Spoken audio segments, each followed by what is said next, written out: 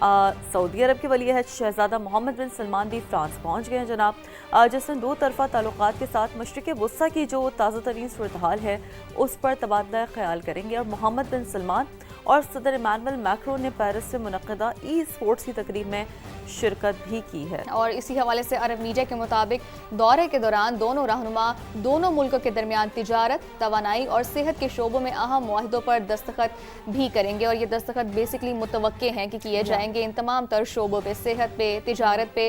اور ہم دیکھ رہے ہیں شیری کہ اس خطے میں خصوصی طور پر اور باقی خطوں میں بھی اس طرح کے جو دورے ہیں وہ بہت زیادہ تسلسل سے ان دنوں میں کیے جا رہے ہیں۔ ہم پاکستان کے حوالے سے دیکھیں، پاکستان کی ثالثی کی کوششیں جاری ہیں، مختلف ممالک کی جانب سے تجارت میں، صحت میں سرمایہ کاری کی جا رہی ہے، ایک دوسرے کے ممالک میں بہتر کنیکٹیوٹی کی طرف ہم جا رہے ہیں اگر ہم یہ دیکھیں تو۔ جس کو ہم کہتے ہیں نا، چونکہ ہم ان سارے معاملات کو ایک عالمی امن کے تناظر میں دیکھ رہے ہیں، یا لیٹس سی کہ ہم بین الاقوامی منظرنامے سے بھی اگر اس کو انالائز کرنے کی کوشش کریں تو ہم ایک ٹرم یوز کرتے ہیں انٹرنیشنل ریلیشنز میں کہ لبرلزم، کہ کس حد تک جو ممالک ہیں وہ آپس میں کوآرڈینیشن سے چلنے کی کوشش کرتے ہیں، کوآپریشن سے، بائی لیٹرل ریلیشنز کو اسٹیبلش کرنے کے لیے کام کرتے ہیں۔ لیکن انفارچونیٹلی کہ جب اسی آئی آر کی ہم بات کرتے ہیں اسپوائلر تو لازمی ہوتا ہے، اسپوائلر لازمی ہوتا ہے، اور ریئلزم بھی ایک پھر ٹرم آتی ہے جو ریئلسٹ تھیوری ہوتی ہے، جس میں آپ کے پاس صرف آپ پاور سیک کرنے کے لیے جو اپنے ہتھ کنڈے ہیں وہ آزماتے ہیں۔ آپ سمجھ گئے ہوں گے ہم کس کی بات کر رہے ہیں۔ مشرق وسطیٰ کا یہ سارا کا سارا جو امن کا پروسیس ہے، یہ برباد کرنے والا اسرائیل مسلسل درندگی پر اترا ہوا ہے جناب۔